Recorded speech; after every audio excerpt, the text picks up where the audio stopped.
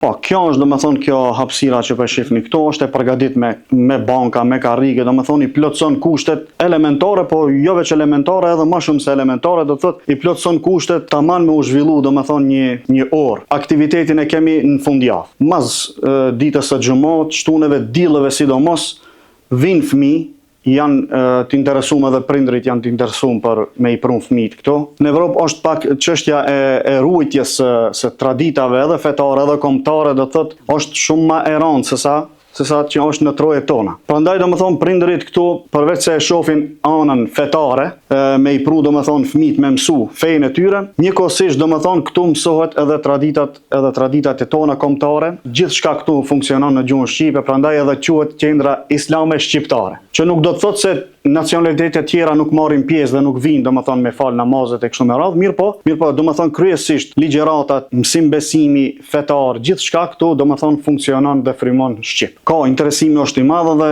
zakonisht shkon edhe duke u shtu. Edhe pse kjo xhami domethënë nuk është se funksionon gjatë si xhami, hala nuk e ka mbush as një vjet, mirë po edhe përkundër kësaj periudhe të shkurt, interesimi është goxha i madh. Edhe në vazhdimsi domethënë shkon edhe duke u rrit numri.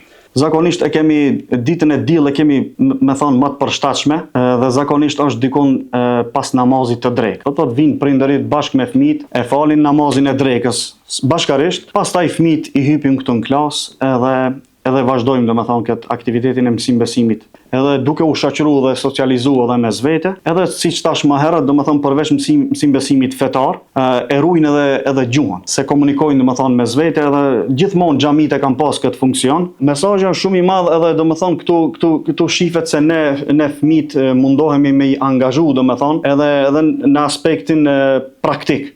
Domethënë jo vetëm me i mësuar teori, por edhe me i dhënë mundësinë do të thotë edhe në aspektin praktik, domethënë me bën ata diçka me dorën e vet, me vizatu diçka, por edhe me ja u zhvillu atë anën, domethënë anën psikologjike, edhe mësojnë dhe përfitojnë diçka, por në të njëjtën kohë edhe zbaviten, që t'ju vjen edhe atyre interesant edhe të kenë dëshirë edhe me ardhë këtu. Prandaj domethënë edhe i zhvillojmë edhe këto vizatime që edhe për ata të jetë edhe më argëtuese pak.